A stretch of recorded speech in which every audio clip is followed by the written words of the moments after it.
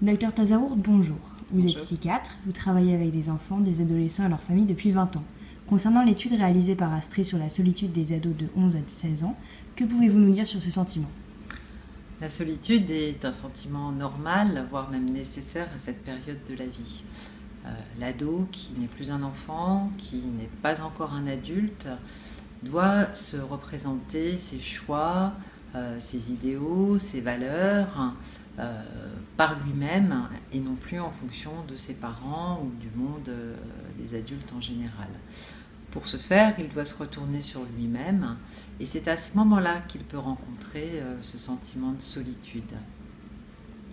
Quelle est la spécificité de cette solitude des plus jeunes ? Alors, comme dit précédemment, c'est un sentiment utile, voire même nécessaire. Ce qui va créer le caractère pathologique de la souffrance, c'est quand l'ado ne rencontre que cet état de solitude lorsqu'il se retourne en lui-même. C'est donc la répétition, l'absence de changement de cet état qui va définir son caractère pathologique. Comment se manifeste cette solitude dans les divers contextes, en famille et en milieu scolaire ? Alors, l'ado reproduit et génère en fait ce sentiment de solitude par son comportement bien souvent et tout à fait involontairement. C'est-à-dire qu'à la fois il est en quête de contact, en quête de lien et à la fois il le refuse. À un niveau inconscient en fait se jouent deux choses. Premièrement cette quête de lien, ce besoin de lien et l'idée que cela n'est pas possible. Donc ça donne un comportement qui est tout à fait déroutant pour l'entourage et en particulier pour les parents. Avez-vous constaté une évolution de ce phénomène à travers les époques ? Alors ça c'est peut-être plus une réponse de sociologue.